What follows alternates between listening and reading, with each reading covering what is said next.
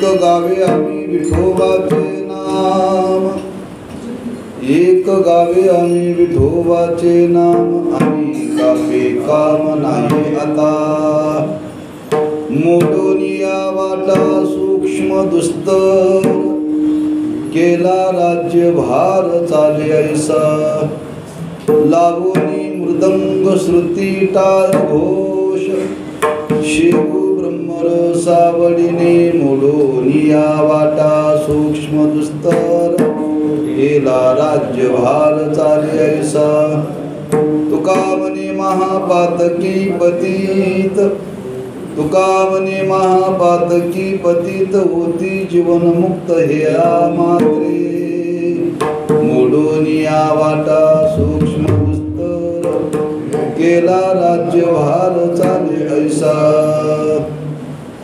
पांडुरंगा करू प्रथम नमन, दुसरे चरण संतांची या। त्यांच्या कृपादानी कथेचा विस्तार, बाबाजी सद्गुरु दास तुका। नमो ज्ञानेश्वरा, नमो ज्ञानेश्वरा, निवृत्ती उदारा सोपान देवा। नमो मुक्ताबाई त्रिभुवन पावन्याद्यत्रे जननी देवाची।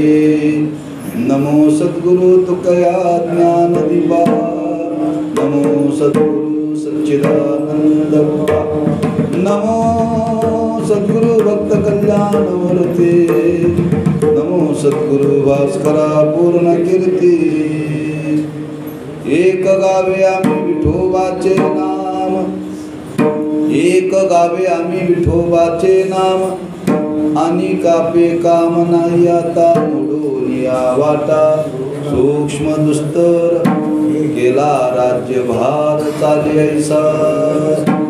सेवेकरता निवडलेला भंग श्रीमंत जगद्गुरु श्री तुकोबारांचा असून, या भंगातून जगद्गुरु श्री तुकोबाराय भगवत नावाचं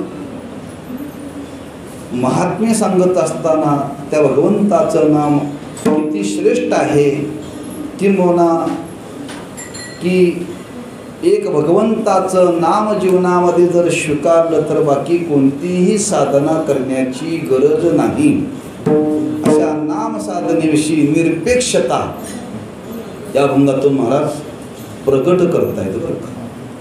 प्रतिवर्षाप्रमाणे संपन्न होणारा हा नामोत्सव श्री विठ्ठल मंदिर नवनगर वागलकोट सर्व भाविक भक्तांच्या उपस्थितीमध्ये आणि त्या नामोत्सवातील ही आजची दुसऱ्या दिवसाची सेवा आहे। तेव्हा यथामती काही चिंतन करण्याचा प्रयत्न करू।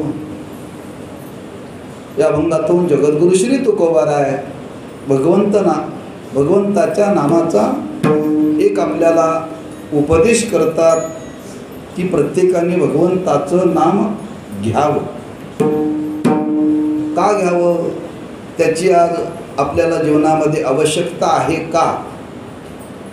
इतर साधना न सांगता भगवत नामाचाच का उपदेश केला? त्याचा थोडासा जर सारासार विचार केला तर आपल्या लक्षात येईल, आपण ज्या युगामध्ये जन्माला आलो ते युग आहे कलियुग। आणि आतापर्यंत जी युग येऊन गेली त्या युगाचं वर्णन केलेलं आहे। कृतयुग, त्रेतायुग, द्वापार युग आणि कलियुग। मग असं कलियुगाचं काय स्वरूप आहे? त्या तीन युगाच्या मानाने कलियुगामध्ये आयुष्य कमी आहे, आयुष्य कमी आहे। कृतयुगामध्ये 1,00,000 होतं बरं का, त्रेतायुगामध्ये 10,000 होतं, द्वापार युगामध्ये 1,000 वर्ष होतं आणि कलियुगामध्ये 100, एक शून्य कमी होत आलं, एक शून्य कमी झाले। म्हणून त्या युगामध्ये लोक हजार वर्ष तपश्चर्या करत होते, 100 वर्ष तपश्चर्या करत होते। आता 100 वर्षामध्ये सगळं करायचं आपल्याला। अल्प आयुष्य मानव देह, शतगणिले ते अर्धरात्र खाय, मध्ये बालत्व पीडा रोग क्षय, काय भजनाशी उरले ते पाहेगा, राम राम स्मरा आधी, काय भजनाशी उरले ते पाहेगा. पहा म्हणतात संत महात्मे काय उरले आपल्या वाट्याला. 100 वर्षाची आयुष्याची गणना केलेली आहे, पण त्या 100 वर्षामध्ये राहते किती शिल्लक याचं कधी आपण गणित केले का? करायला कोणाला वेळ आहे? अरे म्हणतात 100 पैकी 50 झोपेत गेली, रात्रीनं नेले बरं का, अर्धरात्रीने नेले. म्हणजे अर्ध आयुष्य रात्रीमध्ये झोपेमध्ये जात आहे, म्हणजे राहिलं किती 50. त्या 50 वर्षामध्ये बालत्व, पीडा, रोग, क्षय, त्यात म्हातारपण, बालपण, रोग, 50 मध्ये बरं का. आता किती किती कोणाच्या वाट्याला किती म्हातारपण येतंय, किती रोग येतात, किती पीडा येतात, जसा मागचा प्रारब्धाचा संबंध असेल तसा. हे सगळं त्यातून आपण जर बाजूला केलं तर खरंच आपल्याला परमार्थाची साधना करण्याकरता किती दिवस राहतात तो. महाराज म्हणतात, पहा म्हणतात, काय भजनाशी उरले ते पाहेगा. तिथं किती राहतात ते सांगितलेलं नाही आहे. तुम्हीच पहा आपल्या जीवनामध्ये किती राहतात. याचा अर्थ महाराजांना सांगायचा आहे, हे कलियुग आहे आणि कलियुगामध्ये आयुष्य कमी आहे, आणि त्या कमी आयुष्यामध्ये आपल्याला परमार्थाची साधना करायची, परमार्थाची साधना करायची आहे. समजा आयुष्य जरी प्राप्त झालेलं असलं तरी आरोग्य प्राप्त झालं पाहिजे ना. आयुष्यही प्राप्त झालं, आरोग्यही मिळालं, पण बुद्धीचं सामर्थ्य टिकून राहिलं पाहिजे, नाही का? बुद्धीनं साथ दिली पाहिजे. आयुष्य शिल्लक राहिलं हो.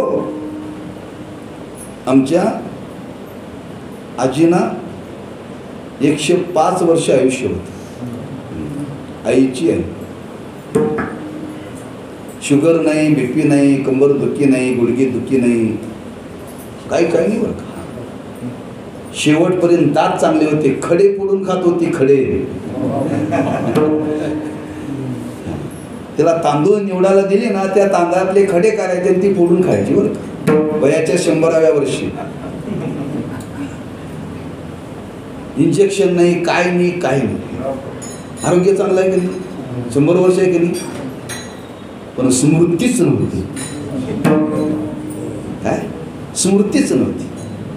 मी जर आजीला भेटायला गेलो की म्हणायचे, ए मामा, ये कधी आलास मामा. मी धोतरावरती, जे नातो आहे का मामा आहे हे सुद्धा कळत नव्हतं. म्हणजे आरोग्य चांगलं होतं पण बुद्धी राहिली नाही ना. काय करणार? बुद्धी असेल तर देवाचं भजन, बुद्धी नसेल तर देवाचं भजन करणार, कोणाचं स्मरण करणार हो. म्हणजे आयुष्यही प्राप्त झालं पाहिजे, आरोग्यही प्राप्त झालं पाहिजे, आणि बुद्धी शेवटच्या क्षणापर्यंत चांगली राहिली पाहिजे. म्हणून ज्ञानोबरांनी आम्हा तुम्हाला थोडंसं जागं केले. ऐशी दशा येईल पुढे, तई मन होईल वेडे, चित्तोनी ठेवी रोकडे आत्मज्ञान. म्हातारपणी तुमचं मन चांगलं राहणार नाही, बुद्धी जाग्यावर राहणार नाही, तेव्हा आतापासूनच तयारीला लागा.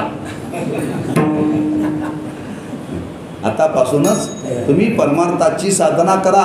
लोक म्हणतात बघू उरल्यानंतर, शिल्लक राहिल्यानंतर. आयुष्य शिल्लक राहिलं हो, पण आरोग्य नसेल तर काही माणसं आजारी पडतात. 25 वर्ष अंथरुणावरती पडून राहतात. काय करणार? काहीच करता येत. म्हणून संतांनी आम्हा तुम्हाला हा विचार सांगितला, बाबांनो हे कलियुग आहे आणि कलियुगामध्ये आपल्याला आयुष्य कमी आहे, त्या कमी आयुष्यामध्ये साधना करता आली पाहिजे. अशी साधना कोणती आहे? इतर साधना नाहीत का कलियुगामध्ये? आहेत, पण त्याला सगळं अनुकूलता पाहिजे बरं. अवघ्या वाटा झाल्या क्षीण, कली न घडे साधन, उचित विधी विधान न कळे न घडे सर्वता. साधना करण्याकरता जी अनुकूलता लागते ती अनुकूलता राहिलेली नाही. सामाजिक परिस्थिती चांगली लागते, राजकीय परिस्थिती चांगली लागते, लक्षात ठेवा. आणि आपली स्वतःचीही परिस्थिती चांगली लागते. आता सप्ताह चालू आहे, मग सप्ताहामध्ये पुकारलं जातं. सकाळी नाश्ता एकाचा, दुपारी जेवण एकाचं, 4 वाजता नाश्ता एकाचा, पुन्हा रात्री एकाचं जेवण. मला वाटलं आपण ही पंगत द्यावी, पंगत द्यावी, पण खिशात हात घातला तर काहीच नाही. जे दान करण्याची इच्छा आहे पण परिस्थिती नाही आहे, परिस्थिती नाही आहे. म्हणून हे सगळं अनुकूलता प्राप्त झाली पाहिजे. मग काय करावं? म्हणून एक जाता जाता आपल्याला विनोदाचा भाग सांगतो. एका गावामध्ये सप्ताह करायचा ठरला. सर्व लोकांना बोलवलं, त्यात श्रीमंत लोकांना बोलवलं. आणि त्या महाराजांनी सांगितलं, म्हणजे शेठजी तुम्ही एक पंगत घ्या बरं का. आणि का श्रीमंतांनी दानधर्म करावा, का तुम्हाला देवळात यायला वेळ नाही, तुम्ही देवाचं नामस्मरण करू शकत नाही, का तुम्ही तुमचा व्यवसाय सोडू शकत नाही, पण तुम्ही जर दानधर्म केला तर ह्या भजन करणाऱ्या लोकाला खाऊ घातलं तर तुम्हाला यांचं निम्म पुण्य तुम्हाला जाग्यावरती मिळतं बरं का. तुम्ही एखादी पंगत घाला. तिथे एक वारकरी होता, तो म्हणला महाराज मी पंगत घालतो म्हटलं. नाही म्हणजे तू पंगत घालू नको, का तू गरीब आहेस. गरिबांनी काय करायचं? काय नाही म्हणजे विण्याचा पहारा करायचा. काय करायचं? विण्याचा पहारा करायचा. म्हणलं का हो? मी नाही म्हणले तुझंही काम नाही, हे श्रीमंताचं काम आहे म्हणले. तू विण्याचा पहारा कर. विण्याचा पहारा म्हणजे 3 तासाचा एक प्रहर बरं का, त्याला विना प्रहर म्हणतात. 3 तासाचा एक प्रहर. 1 तास म्हणजे एक प्रहर नव्हे, एक प्रहर. म्हणून प्रत्येकाने एक प्रहर घ्यायचा. दिवसाचे किती प्रहर?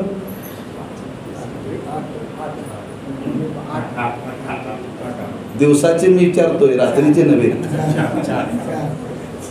दिवसाचे 4 आणि रात्रीचे 4 बरं का. म्हणून या आटा पहारा माझी, मोटकी निमेष भरी देतू जाय. त्या 8 पहारामध्ये एक तरी क्षण देवाला द्या, असं ज्ञानोबांनी वर्णन केले. 8 पहारा माझी, एक निमिष देवा करता वेळ द्या. मग 3 तासाचा एक प्रहर.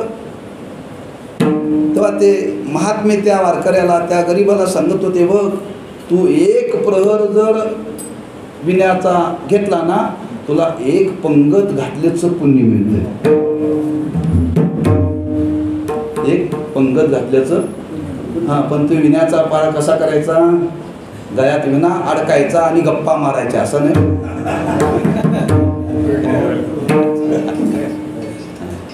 आम्ही विण्याचा पहर घेतो आणि गप्पा मारतो. काय म्हणतो, पण तर परवा तुमच्या मुलीला असतं तर काय ठरलं की नाही? तर काय चौकात उभा आहेस तू, मंदिरात उभा आहेस. भगवंताचं नाम घेतलं पाहिजे. त्या 3 तासामध्ये भगवंताच्या नामाशिवाय काहीही बोलायचं नाही बरं का. तेव्हा तू असा विण्याचा पहर कर, तुला पंगत घातल्याचं पुण्य मिळतंय. शेठजी म्हटला, महाराज मी विण्याचा प्रहर करतो आणि त्याला पंगत द्या ना म्हणे. शेठजी काय म्हटलं? तो विण्याचा प्रहर पंगत घालतो म्हणतोय ना, त्याला पंगत द्या. मी विण्याचा प्रहर घेतो.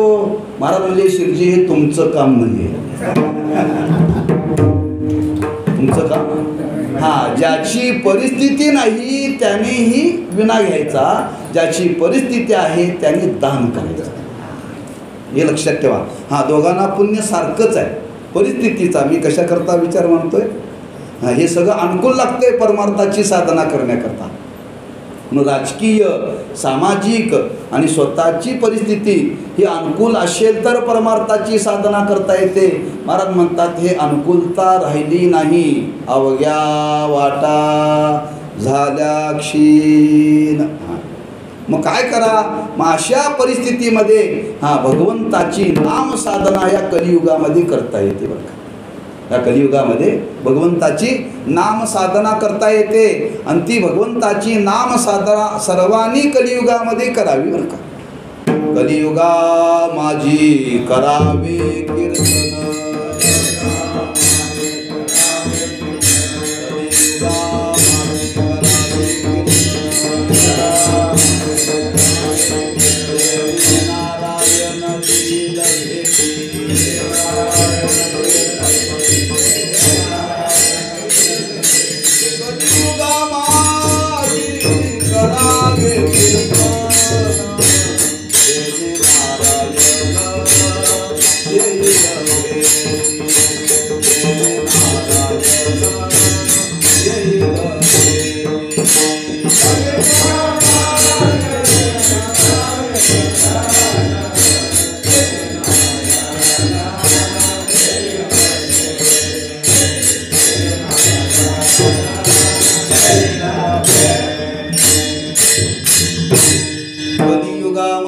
करावे कीर्तन, तेने नारायण देईल भेटी.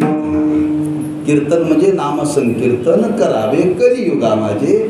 तुम्हाला याच युगामध्ये देव भेटेल. एवढं सामर्थ्य त्या भगवंताच्या नामामध्ये आहे.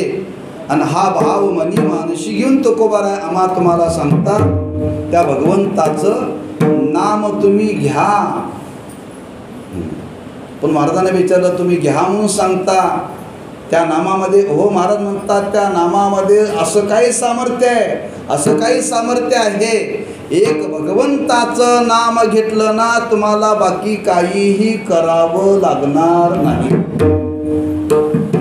का? ते स्वतःच्या अंगाने परिपूर्ण आहे, स्वतःच्या अंगाने परिपूर्ण आहे. एक भगवंताचं नामच, इतर कोणती साधना तुम्हाला करायची गरज नाही. अनिक नका पडू गाभाराचे भरी, अनिक नका पडू गाभाराचे भरी.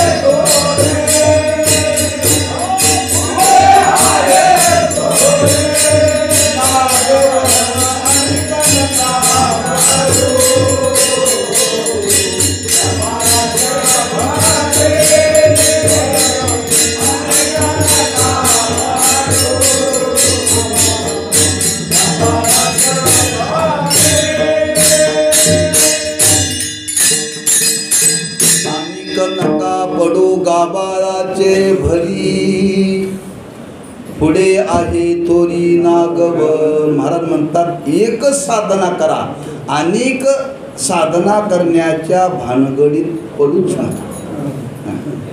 मराठीत म्हण आहे, एक ना धड भारावर चिंध्या. एक ना धड भारावर चिंध्या. हा, कुठलंच पूर्ण करायचं नाही बरं का, सगळं अर्धवटच. महाराज म्हणतात अनेक नका पडू. हा, अनेक साधना आहेत, त्या साधनेच्या करण्याच्या भानगडीत तुम्ही पडूच नका. बरं, गाभार शब्द वापरला. गाभार म्हणजे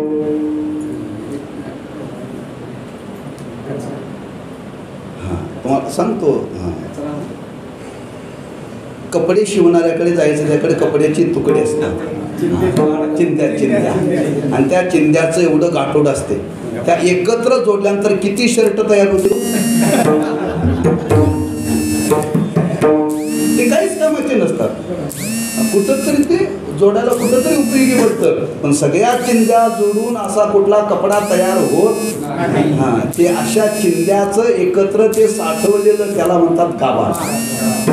आणि ते काहीच उपयोगाचं नाही, ते काहीच उपयोगाचं नाही आहे. तसं महाराज म्हणतात अनेक साधना करण्यापेक्षा एकच साधना करा. आणि अशा इतर साधना करण्याकरता जर तुम्ही प्रवृत्त झाला तर तुमची फजिती झाल्याशिवाय राहणार नाही. पुढे आहे थोरी नागवन. नागवन म्हणजे फजिती. मग एक भगवंताचं नाम घ्या, आणि ते भगवंताचं नाम तुम्ही जर घेतलं तर बाकी तुम्हाला काहीही करावं लागणार नाही. महाराजांनी विचारलं नक्की? हो. महाराज म्हणतात आमच्यावरती विश्वास ठेवा, आमच्यावरती विश्वास ठेवा. हां, आम्ही समाजाला जे सांगण्याकरता प्रवृत्त झालो ते समाजाच्या हिताकरता सांगण्याकरता प्रवृत्त झालेलं आहे. आम्हाला समाजाकडून काही मिळवायचं नाही, आम्हाला कुठलं पद मिळवायचं नाही आहे. का? आम्ही पदावरती आरूढच आहोत, आम्ही पदावरती आरूढच आहोत, पण समाजाच्या हिताकरता आम्ही सांगण्याकरता प्रवृत्त झालो आहे. नुसतं सांगण्याकरता प्रवृत्त झालो नाही. महाराज म्हणतात आमचा तो निश्चय आहे, आम्हाला आता निश्चय आहे. आम्ही ती जी साधना आज समाजाला सांगण्याकरता प्रवृत्त झालो त्या साधनेविषयी आमच्या अंतःकरणामध्ये असा पक्का निश्चय आहे. महाराज स्वानुभवाने सांगतात काय, आम्ही नामाचे धारक, आम्ही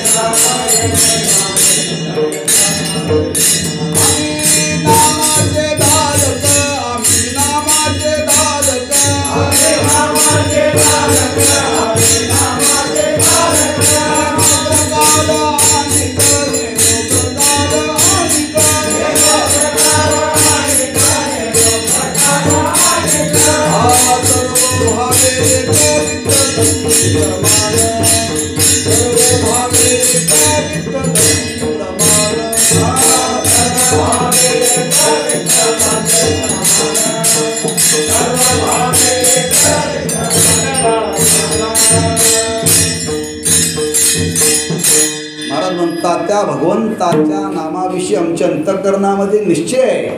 आम्ही नामाचे धारक, नेनो प्रकार अनेक, सर्व भावे एक विठ्ठलची प्रमाण. एक विठ्ठलाच्या नामाशिवाय आम्हाला दुसरं काही माहितीच नाही.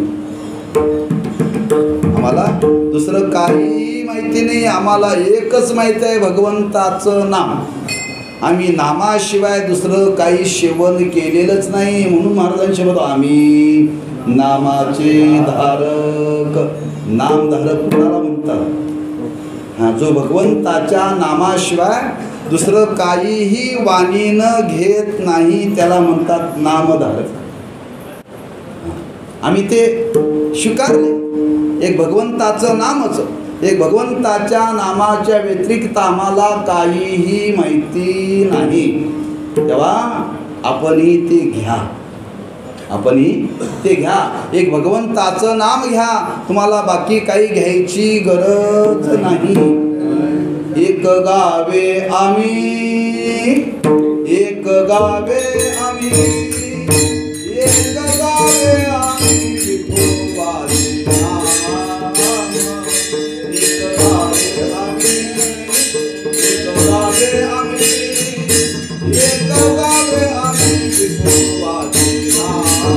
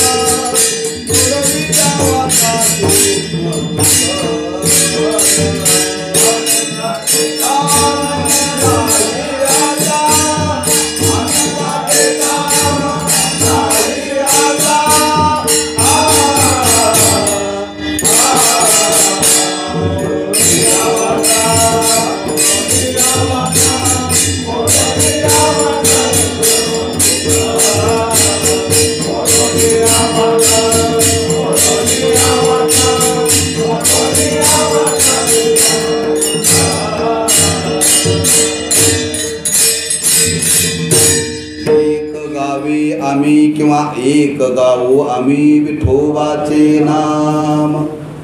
आणि कापे काम नाही आता. आणि कांती म्हणजे इतर कोणत्या साधनेची गरज नाही. एकच भगवंताचं नाम. महाराज म्हणतात ते समर्थ आहे.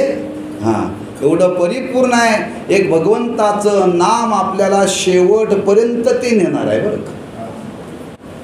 हां, याला दुसऱ्याचा आधार घेण्याची गरज नाही, दुसऱ्याची मदत घेण्याची गरज नाही बरं का. तुम्ही इतर कोणती साधना करा त्याला अपूर्णता आहे, अपूर्णता आहे. बघा, यज्ञ केला जातो, देवाची पूजा केली जाते, पण शेवटी त्या पूजेमध्ये काही ना काहीतरी गुण राहतं. म्हणून आपल्याला ती सत्यनारायणाची पूजा करण्याकरता ते भरची यादी देतात.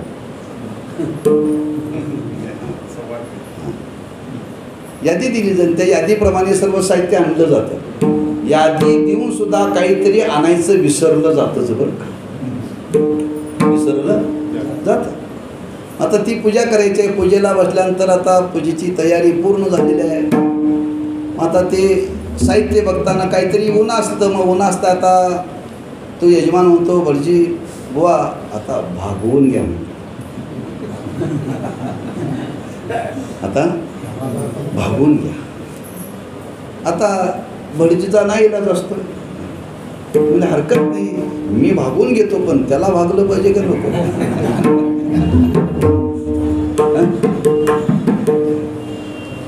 माणसं फक्त देवाच्या बाबतीत हे करतात बरं का, जावयाच्या बाबतीत हे करत नाही बरं का. जावई सांगतो अशीच कपडी पाहिजे, महाराजाला कशी आणा चालतात. पण जावयाला सांगल तेच आणावं, सांगितलं ते नाही आणलं तर तो कपडे काटून देतो बरं का. हा, जावई बुवा भागून घ्या, म्हणजे नांदवायचे आहे काय मी सांगा म्हणतोय मुलगी. माणसं फक्त देवाकडे तडजोड करतात बरं का. मग शेवटी नाईलाज असतो, ती पूजा यथासांग केली जाते, यादीप्रमाणे केली जाते. आणि ती पूजा पूर्ण झाल्यानंतर एक देवाजवळ प्रार्थना करतात. बघा तुम्ही ऐका, पूजा जर करत असाल तर आपलं पूजेत कुठे लक्ष असतंय. ती पूजा शेवटी पूर्ण झाल्यानंतर ते भटजी महाराज म्हणतात, देवा तुझी पूजा करताना अनावधानाने एखादी काही वस्तू राहिली असेल, कमी जास्त झाली असेल, तेव्हा विष्णू स्मरणात परिपूर्णता, एवढे खर्च करायचे, 2 तास त्याच्याकरता खर्च करायचे. आणि ती पूजा केल्यानंतर पूर्ण करण्याकरता काय म्हणायचं, देवाचं स्मरण करून, देवा तुझ्या स्मरणाने आता ही पूजा पूर्ण करतो. म्हणजे उनं राहिलेलं पूर्ण करण्याकरता शेवटी देवाचं नावच घ्यावं लागतं. देवाच्या नावाने ती शेवटी पूजा पूर्ण होते. हां, म्हणजे काय सांगायचं इथं शास्त्राला, हां, भगवंताचं नाम परिपूर्ण आहे, ते अपूर्ण नाही बरं का. हां, तुम्ही 2 तास भगवंताचं नामस्मरण केलं, शेवटी म्हणायला लागेल विष्णू स्मरणात परिपूर्णता. म्हणायची गरज आहे? काय गरजच नाही हो. का ते भगवंताचं नाम स्वतःच्या अंगाने परिपूर्ण आहे, ते कोणावरती अवलंबून नाही, ते अपूर्ण नाही. एक भगवंताचं नाम तुम्ही जीवनामध्ये स्वीकारलं की महाराज म्हणतात तुमच्या जीवनामध्ये साधना अपूर्ण राहिली असं कधीही घडू शकणार नाही. महाराजांनी प्रश्न केलाय तुकोबारांनी की भगवंताचं नाम घेतलं आणि काय सिद्धीला गेलं नाही, असं कुठं घडलंय का? काय नो हे केले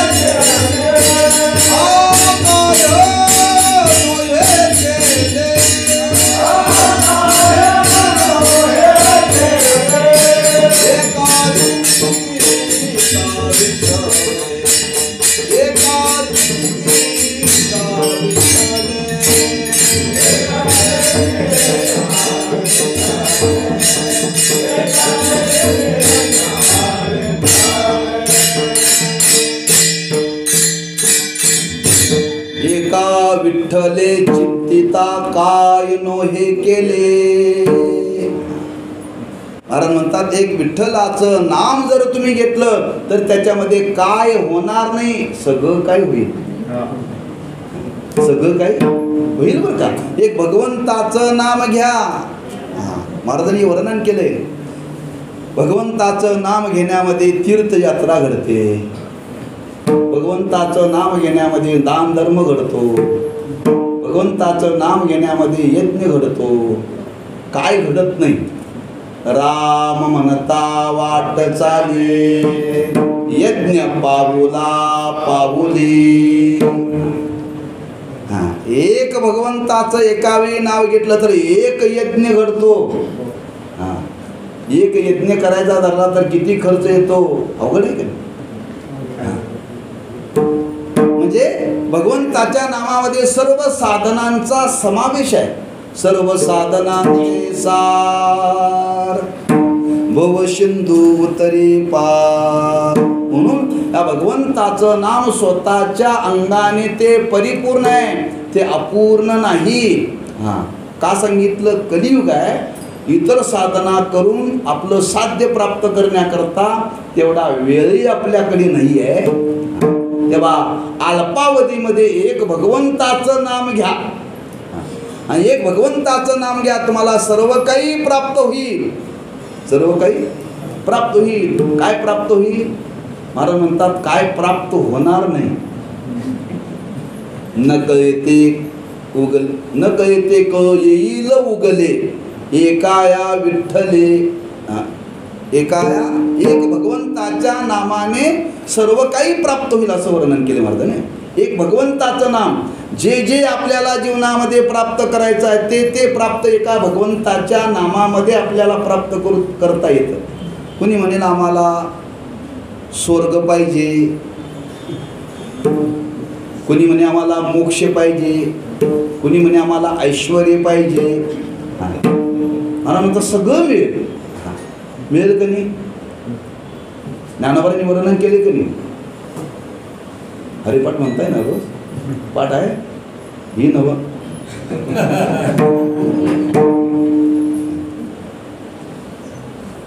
महाराजांनी वर्णन केले. नारायण हरे नारायण हरी, नारायण हरी.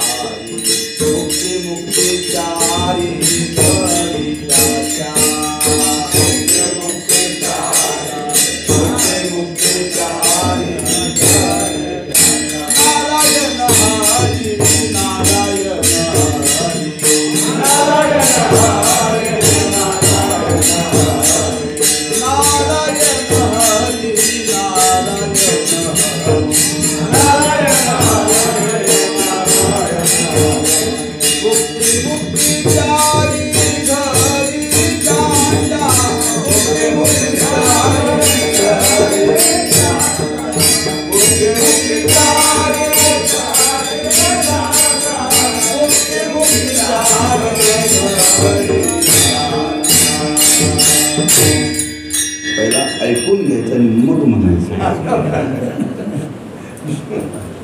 घाई करायची नाही. घाई कुठं करायची? पंक्तीला बसल्या. असो तिथं ज्ञानोबाई वर्णन करतात. नारायण हरी, नारायण हरी, भुक्ती मुक्ती चारी घरी त्याच्या म्हणजे कोणाच्या? मुख्यमंत्र्याच्या. जो नाम घेतो त्याच्या. भुक्ती म्हणजे ऐश्वर्य. भुक्ती म्हणजे ऐश्वर्य. आणि मुक्ती म्हणजे मोक्ष. म्हणजे भगवंताचं नाम घेण्याने ऐश्वर्य सुद्धा प्राप्त होतं. प्राप्त होतं. कुणी म्हणेल, प्रश्न करील, अहो देवाचं भजन करणारी माणसं श्रीमंत कुठं आहेत? गरीबच आहे. आणि तुम्ही काय म्हणतात? ऐश्वर्य त्याच्या घरात प्राप्त होते. आता भजन करणाऱ्याला तुम्ही बघा, आता आम्ही भजन करतो. भजन करायला म्हणजे भजन करतो म्हणजे कीर्तन करतो. मग आम्हाला एका गावामध्ये गेलं की न्यायला गाडी असते. 10 लाखाची न्यायला गाडी आहे तुम्हाला वकिला कधी राहायला 25 लाखाचा बंगला, झोपायला दंडाची गादी, ऐश्वर्य आहे की नाही? हे भजन करणाऱ्याला आहे बरं का. हां, आम्हाला काही करावं लागेल नाही याच्याकरता. 7-12चा उतारा सुद्धा लागत नाही. 7-12चा उतारा लागत नाही. तिथं जाईल तिथं भजन करणाऱ्याची व्यवस्था श्रीमंताच्या घरात करतात माणसं, लक्षात ठेवा. झोपडीत करत नाही. हे ऐश्वर्य आलं कुठून हो? आम्ही मागितलंय. आलं का नाही? म्हणजे भजन करणाऱ्याची व्यवस्था होते का नाही. हां, आपली घराची व्यवस्था होत नाही, ती भजन करणाऱ्याची व्यवस्था इथं होते, लक्षात ठेवा. तुम्ही 8 दिवस घरात बाजारच देऊ नका. 8 दिवस घरात बाजार करू देऊ नका आणि 8व्या दिवशी जा नाश्ता, ते म्हणजे रस्ता बघा म्हणते. काय दिलंय का? इथं 7 दिवसामध्ये आपण काय दिलंय कोणाला? सकाळी 8ला नाश्ता, दुपारी 12:30ला जेवण, 4 वाजता नाश्ता, रात्री काय चिंता आहे? म्हणजे सर्व ऐश्वर्य त्या भगवंताचं नाम घेणाऱ्याला हे सहज प्राप्त होतं. त्याच्याकरता काहीही प्रयत्न करावा लागत नाही. तात्पर्य एक भगवंताचं नाम आहे, ते स्वतःच्या अंगाने परिपूर्ण आहे आणि ते आपल्याला सर्व फलाची प्राप्ती करून देण्याचं सामर्थ्य आहे. एक भगवंताचं नामच घ्या, बाकी काही घेऊ नका. एक गावे आम्ही विठोबाचे नाम, आणि कापे काम नाही आता. पण एक गोष्ट लक्षात ठेवावी लागेल, ते म्हणजे निष्ठा नामावरती राहिली पाहिजे. निष्ठा नामावरती राहिली पाहिजे. कोणी म्हणेल खरंच एक भगवंताच्या नामाने कसं शक्य आहे? असं जर तुमच्या मनामध्ये आलं तर तुम्हाला त्याचा अनुभव येणार नाही. नाथ महाराजांनी हरिपाठामध्ये वर्णन केले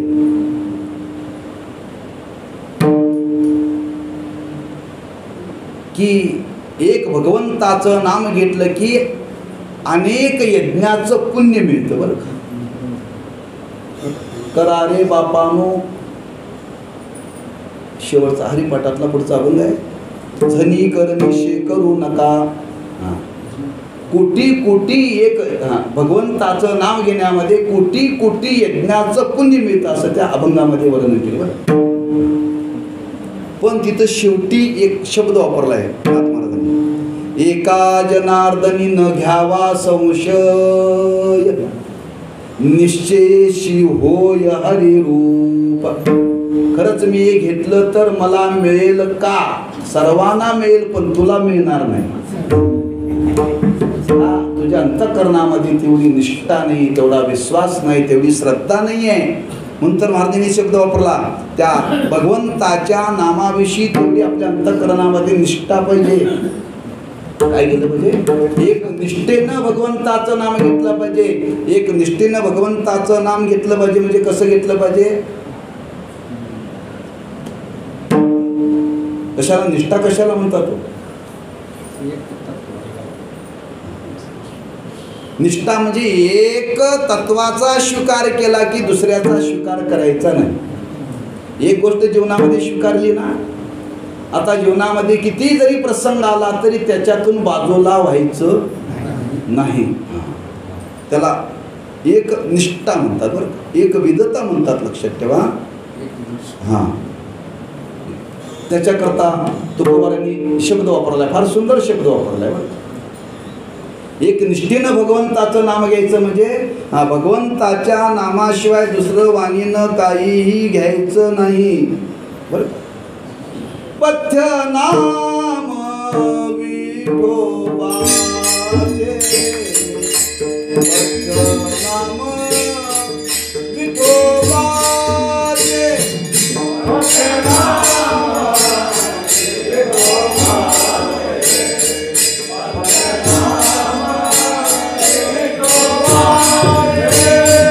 पथ्य नाम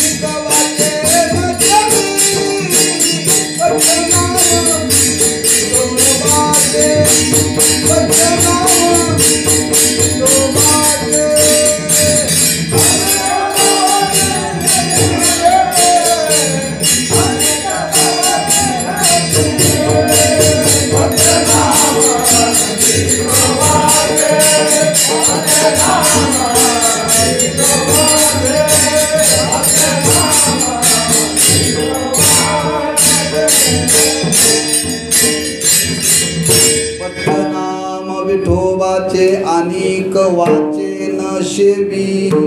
एक भगवंताच्या नामाशिवाय दुसरं वाणीनं काही न घेणं याला म्हणतात एक गावे आम्ही विठोबाचे नाम. एकच, दुसरं काय नाही. आमचे आजोबा होते, आजोबा वडिलांचे चुलते. त्यांनी संसार केला नाही, परमार्थच केला बरं. आणि ते पैलवान होते.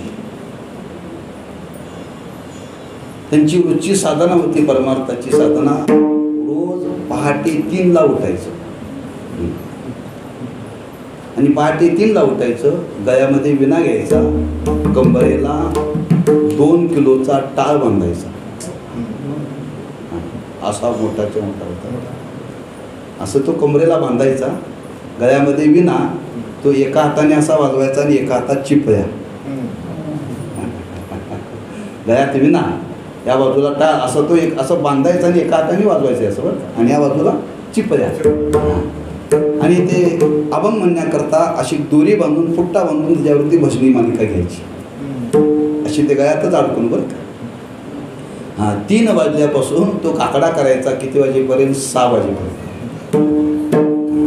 तो काकडायचा करायचा. काकडा केल्यानंतर थंड पाण्याने आंघोळ करायची.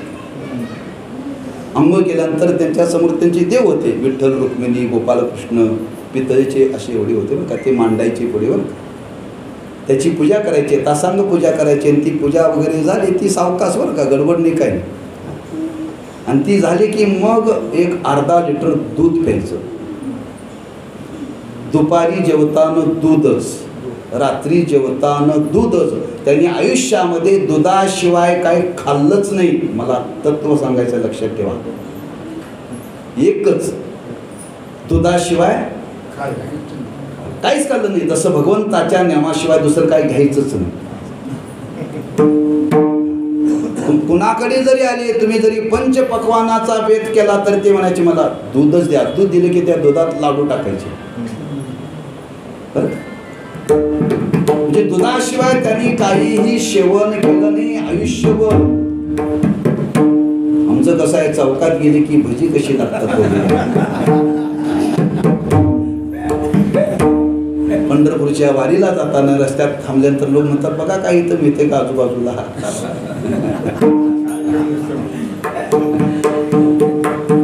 म्हणजे त्यांनी आयुष्यामध्ये जीवेला दुधाशिवाय काहीही दिलं नाही. भजन तर त्यांनी आयुष्यभर केलंच बरं का.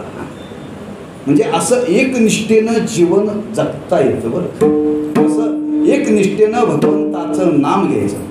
भगवंताच्या नामाशिवाय दुसरं वाणीनं काही घ्यायचं नाही. महाराज म्हणतात तुम्ही भगवंताचं नाम वाणीनं घ्याल ना, तुम्हाला सर्व काही प्राप्त होईल. नवे नवे महाराज म्हणतात तुम्हाला मोक्ष सहज प्राप्त होईल. मुखी नाम हाती मोक्ष, मुखी नाम हाती मोक्ष.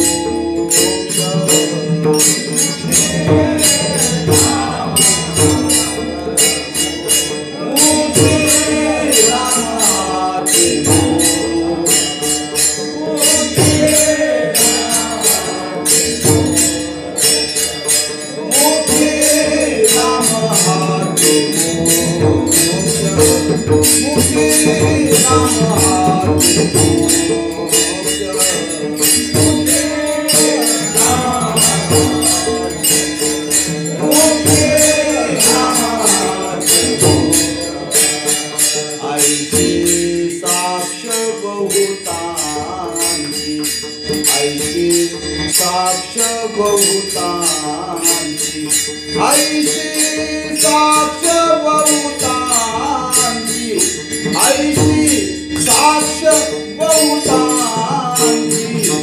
वैष्णवांचा माधवरा, वैष्णवांचा माधवरा, वैष्णवांचा माधवरा.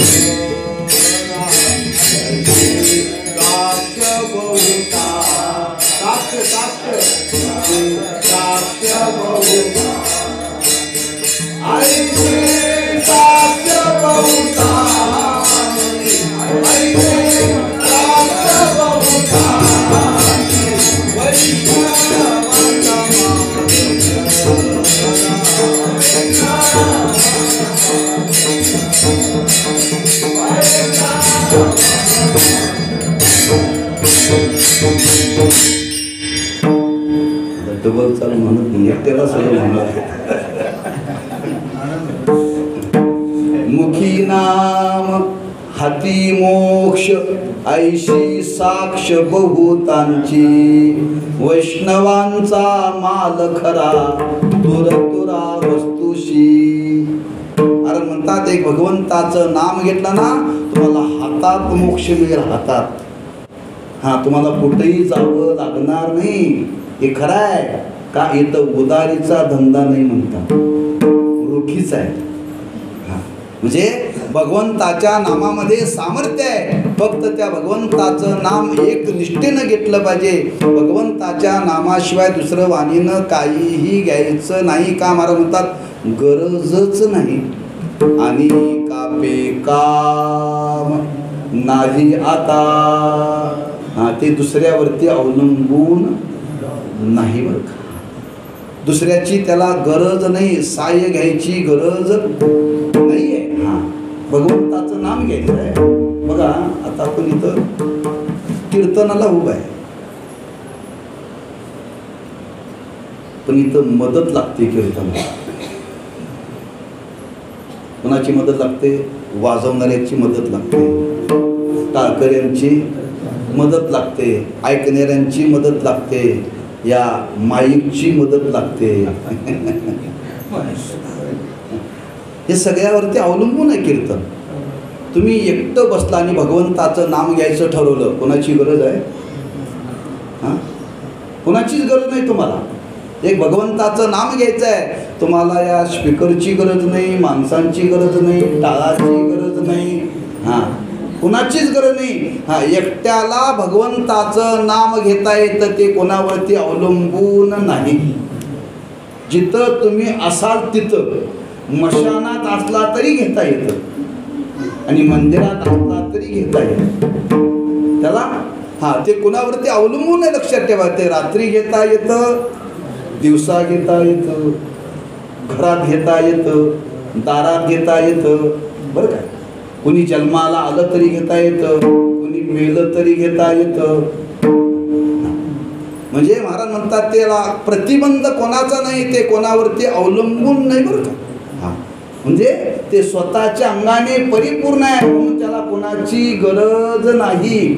आणि कापे काम नाही आता. एक भगवंताचं नाम घ्या. का? तुकोबारानं विचारलं, एवढं तुम्ही त्या नामाची महत्त्व सांगतात. का? महाराज म्हणतात या कलियुगामध्ये इतर साधना कशा आहेत त्या तुम्हाला सांगतो म्हणजे लक्षात येईल. आणि इतर साधना कशा आहेत त्या सांगतो तुम्हाला. तुकोबारे म्हणतात सांगतो पहिल्यांदा, पण आम्ही त्या सर्व साधनेला बाजूला सारले. सर्व साधनेला बाजूला सारले. कोणत्या कोणत्या साधनेला बाजूला सारले महाराजांनी त्याची यादी दिलेली आहे. मोडूनिया वाटा सूक्ष्म दुस्तर केला राज्यभार. आम्ही ह्या वाटा मोडीत काढल्या. मोडीत काढल्या म्हणजे त्या बाजूला सारल्या. त्याचा आम्ही संबंध परमार्थात ठेवलाच नाही. का ठेवला नाही? महाराज म्हणतात एक भगवंताच्या नामाने जर घडत असेल तर इतर साधने करता कशाला वाट बघायची गरज आहे? बरोबर आहे. पटवून देऊ. एकाच महाराजावरती 7 दिवस जर भागत असेल तर दुसऱ्या महाराजाची काय बघायची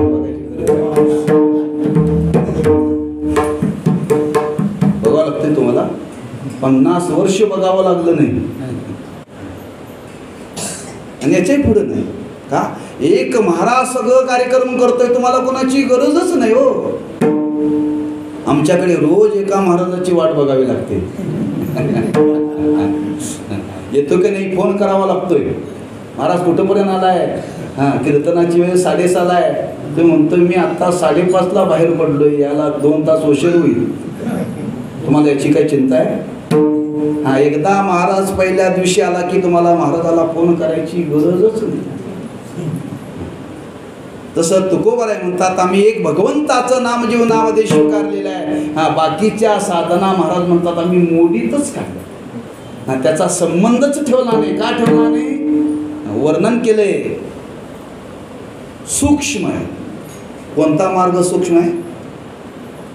कर्ममार्ग. कर्ममार्ग अतिशय सूक्ष्म आहे. इतका सूक्ष्म आहे त्याची सूक्ष्मता आमच्या तुमच्या लक्षात येत नाही. लक्षात. देवाची पूजा करायची. मग देवाची पूजा करत असताना ते पूजेला जे पाणी घेतलं जातं ते उजव्या बाजूला ठेवायचं का डाव्या बाजूला ठेवायचं? कुणी म्हणेल कुणी ठेवलं तर काय बिघडतंय?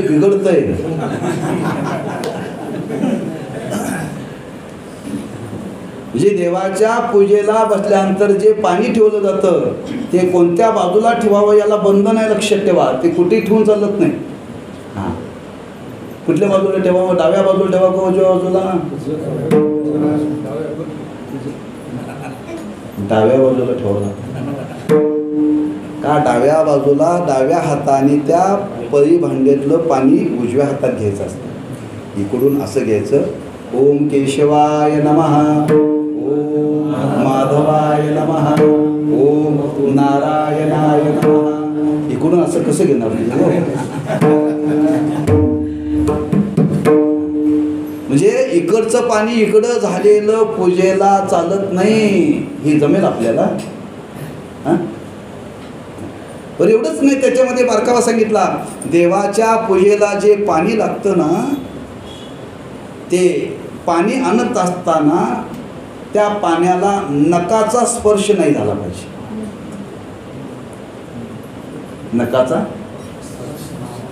नखाचा स्पर्श जर देवाच्या पूजेच्या पाण्याला जर झाला तर ते पाणी अशुद्ध झालं.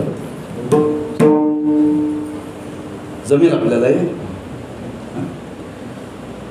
म्हणजे त्या तांब्यामध्ये म्हणून पूजा देवाची पूजा करताना देवाला नैवेद्य दाखवत असताना असे कधी पोटच तांब्यात बुडवायची नसतात. ही नख चांगली नाही बरं, अशुद्ध आहे. काय अशुद्ध आहे? म्हणून ती नख काढली तर आंघोळ तरी करावी लागते, नाहीतर हात पाय तरी धुवावे लागतात. म्हणून नख आंघोळीच्या आधी काढायचे असतात. लोक सवडीनं दुपारी काढतात आणि तशीच जेवतात. म्हणजे नख हे अपवित्र आहे. त्या पाण्याला स्पर्श झाला नखाचा की ते पूजेला पाणी चालत नाही. सूक्ष्म आहे की नाही? एवढा आपण सूक्ष्म पाळू शकतो का?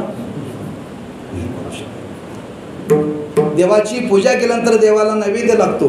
मग देवाला नैवेद्य दाखवण्याकरता काय करावं लागतो? हो, स्वयंपाक करावा लागतो. पण तो स्वयंपाक करत असताना नऊवारी साडी नेसून करावा लागतो. कापटा म्हणजे कापटा.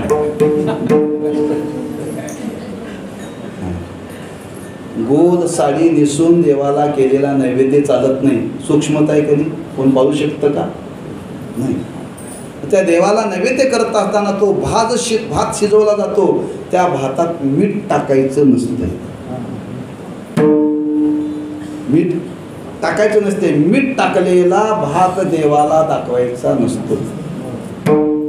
मीठ हे पवित्र नाही बरं का. हां, तुम्ही कधी मग ते ताटाला मीठ का लावतात? भातात नसतंय म्हणून. आमची पद्धत काय, भाजीत कमी असेल तर घ्या म्हणून.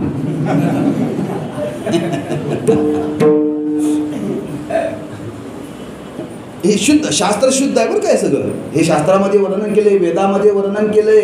हा कर्म मार्ग म्हणतात त्याला. काय म्हणतात? कर्म मार्ग. आणि हा कर्म मार्ग या कलियुगामध्ये झेपण्यासारखा नाही. तुकोबाराय म्हणतात आम्ही तो मोडीतच काढला.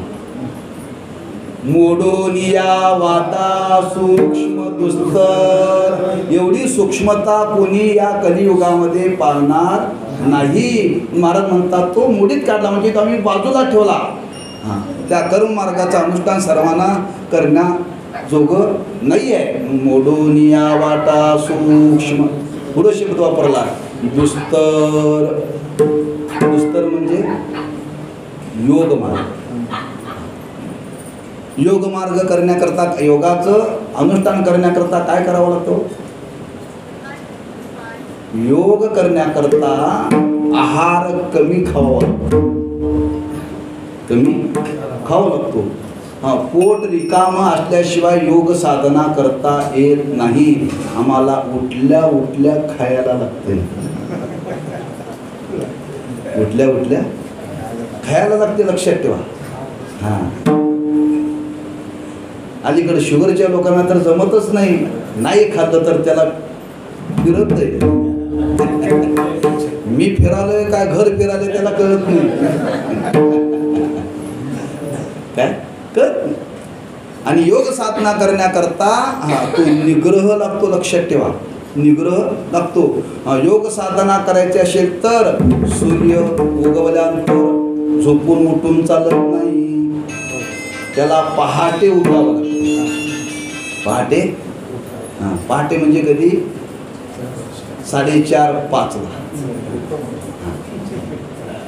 पहाटेच्या कालामध्ये जे वायूचं वातावरण असतं ना, ते योग करण्याकरता अनुकूल आहे.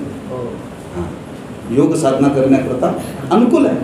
हां, आणि त्या कालामध्ये ती योग साधना करावी लागते. आम्हाला पहाटे नेमकी साखर झोप लागते. आणि त्या झोपेतून उठावं असं वाटत नाही. म्हणून माणसं काकड्याला येत नाहीत. म्हणजे तुम्हीच करून घ्या. म्हणजे त्या कालामध्ये ती योग साधना करण्याकरता पहाटे उठावं लागतं. शक्य आहे का? माणसं झोपतात 12ला आणि उठतात 8ला. आणि ते पहाटे उठून करायचं कोणी? बरं, दुसरी गोष्ट आहे, रोज पहाटे जर आपल्याला योग साधना करायची आहे तर झोपताना सुद्धा कमी खावं लागतं. झोपताना सुद्धा कमी खावं लागतं बरं का. मर्यादित खावं लागतं का? त्याशिवाय जाग पहाटे येत नाही. म्हणजे त्याला बंधनं फार आहे.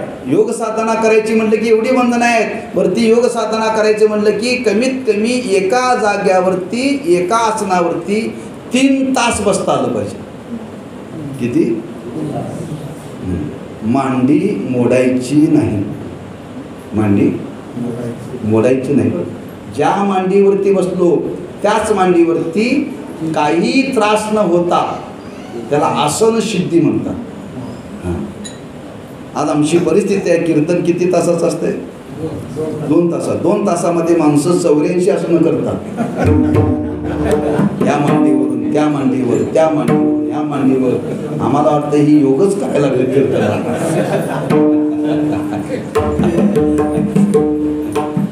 म्हणजे आपण एका जाग्यावरती बसू शकत नाही. कष्ट आहेत का नाही शरीराला? हां, आणि एवढे कष्ट करण्याची योग्यता ह्या कलियुगामध्ये राहिली नाही. दुस्तर आहे योग मार्ग.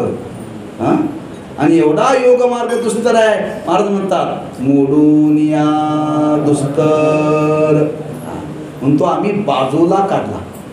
त्याच्या पुढचा मार्ग आहे ज्ञान मार्ग.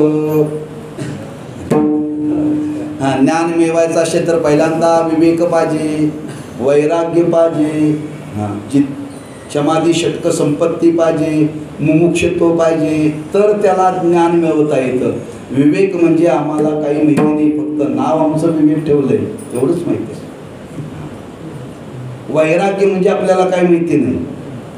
शम, दम, उपरती, तितिक्षा, समाधान ही सगळी पाहिजेत.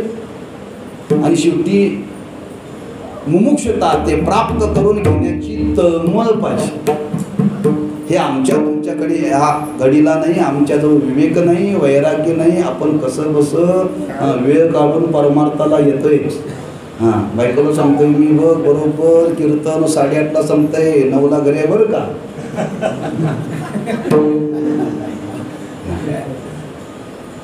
का कमीत कमी त्या घराचा त्याग करण्याची 3 तासाच्या पुढे आपली कपॅसिटी नाही बरं. ठरलेल्या वेळेच्या पुढे जर गेला तर समजावा मिस कॉल आलाच. म्हणजे आपल्या जीवनातली आपण आसक्ती टाकू शकत नाही.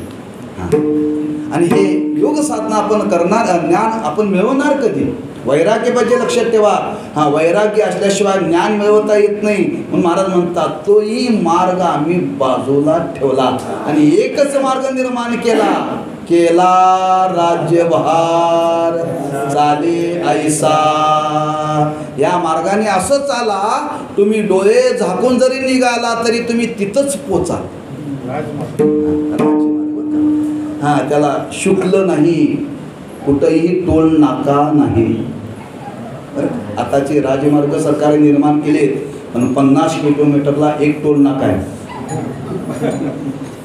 50 किलोमीटरला एक टोल नाका आहे. रस्ते चांगले केलेत, फार जलद जाता येतं, पण त्याचं मोबदला द्यावा लागतो. महाराज म्हणतात असा मी मार्ग केला, तुम्हाला कुठेही थांबावं लागणार नाही. केला राज्यभार. यारे यारे लहान थोर, याची बलती नारी नर, करावा विचार नलगे चिंता कोणाची.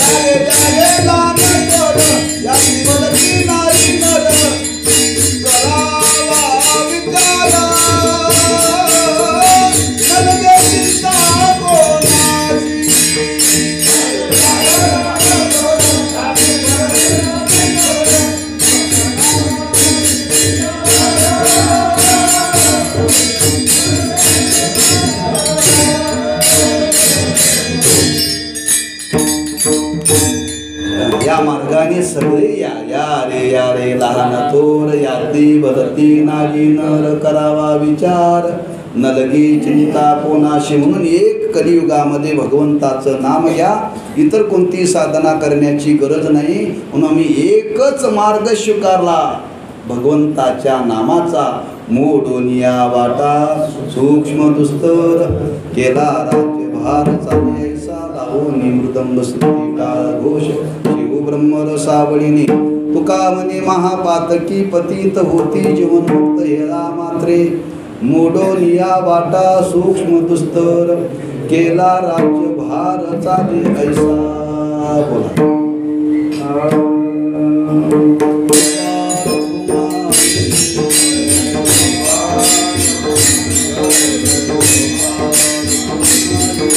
आम्ही विठोबाचे नाम आणि कापे काम नाही. आता मोडून या वाटा सूक्ष्म दुस्तर, केला राज्यभार चाले ऐसा. एक भगवंताचं नाम जीवनामध्ये जर आपण स्वीकारलं तर इतर कोणती साधना करण्याची गरज नाही, कोणावरती ते अवलंबून नाही, ते स्वतःच्या अंगाने समर्थ आहे.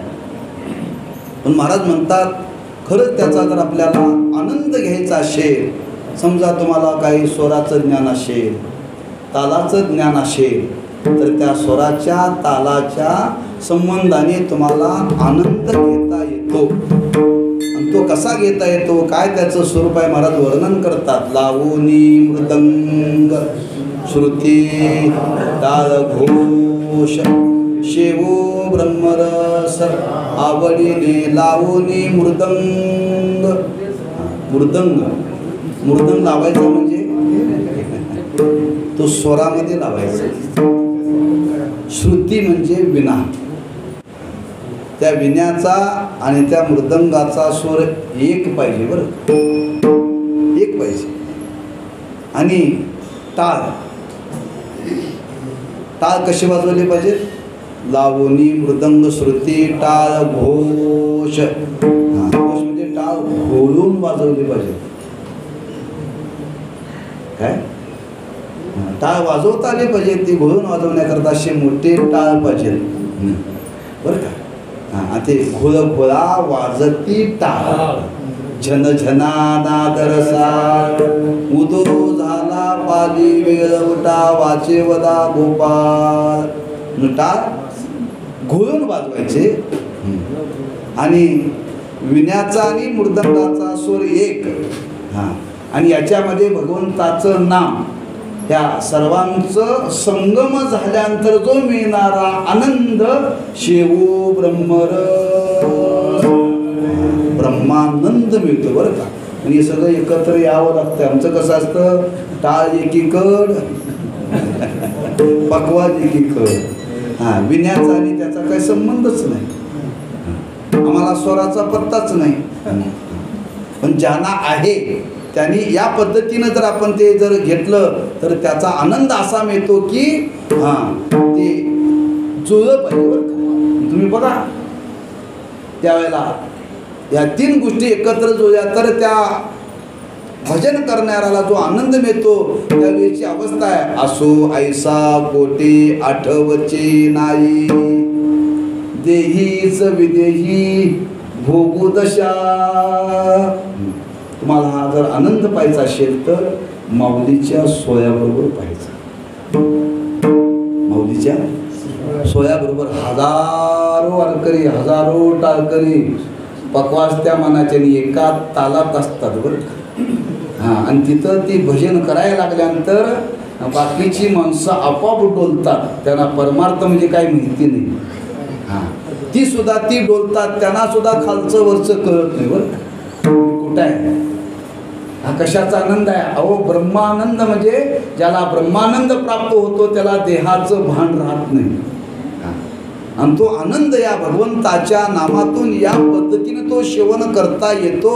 महाराज म्हणतात तो आपण असा सेवन करावा. लावणी मृदंग श्रुती टाळ घोष शेवो ब्रह्मरसावलीने मोडून या वाटा सूक्ष्म दुस्तर केला राज्यभार चाले ऐसा. तुकोबाराने विचारलं, महाराज तुम्ही सगळं सांगितलं, ते भगवंताचं नाम स्वतःच्या अंगाने परिपूर्ण आहे, बाकीची साधना मी बाजूला सारली, त्याचा आनंद या पद्धतीने घेता येतो. पण महाराज आम्ही पापी आहोतो,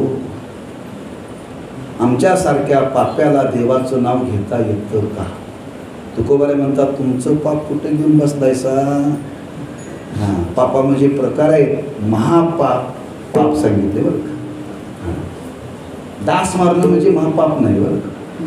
ढेकणं मारणं म्हणजे पाप नाही, पाप आहे पण महापाप नाही. महापाप कशाला म्हणतात, सोनं चोरणं महापापात येतं, बरं.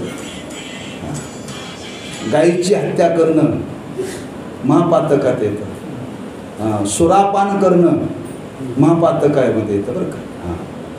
आणि पाचवं सांगितलं, ही 4 पाप जी माणसं करतात त्याच्या संगतीत राहतो ते महापातक पाचवं. म्हणून पिणाऱ्याच्या संगतीत राहायचं नाही, महापाप पाहिजे. लोक म्हणतात महाराज महाराज आम्ही घेत नाही हो, तो माझा मित्र आहे, त्याच्यावर राहावं लागतं, पण तू पापाचा भागीदार होतोस ना. आम्ही खात नाही हो, पण त्याच्याबरोबर राहतोच ना. बरोबर आहे ना महाराज, राहावं लागतं, त्याशिवाय धंदा चालत नाही. नुसतं पाप नाही, महाराज म्हणतात महापातकी जरी असला तर त्या महापातक्याला सुद्धा भगवंताचं नाम घेता येतं. नुसतं घेता येत नाही, कितीही महापातकी असला, अशा महापातकी महाभागाने जरी भगवंताचं नाव घेतलं तर महाराज म्हणतात त्याच क्षणामध्ये त्याचा उद्धार होतो. आणि हे मनामध्ये घेऊन तुकोबाराय वर्णन करतात. तुका म्हणी महापातकी पतित,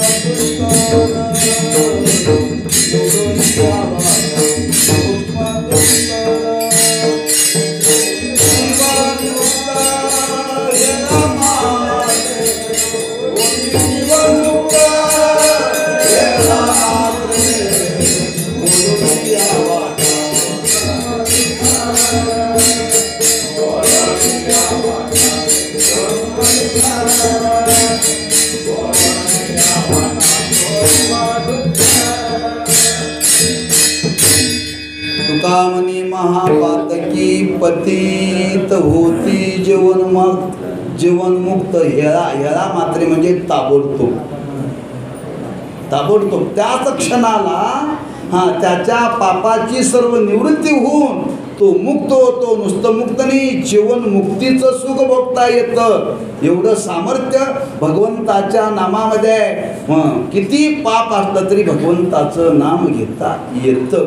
म्हणून तुका म्हणे महापातकी पतित होती जीवनमुक्त. 1 तासाने 2 तासाने पुढच्या वर्षी ह्या मात्रे मोडून या वाटा सूक्ष्म केला राज्यभार झाले ऐसा ज्ञानेश्वर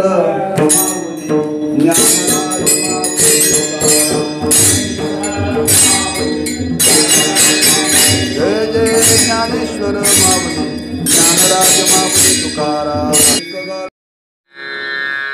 अशी नवनवीन कीर्तने ऐकण्यासाठी आमच्या चॅनलला लाईक, शेअर व सबस्क्राईब करा.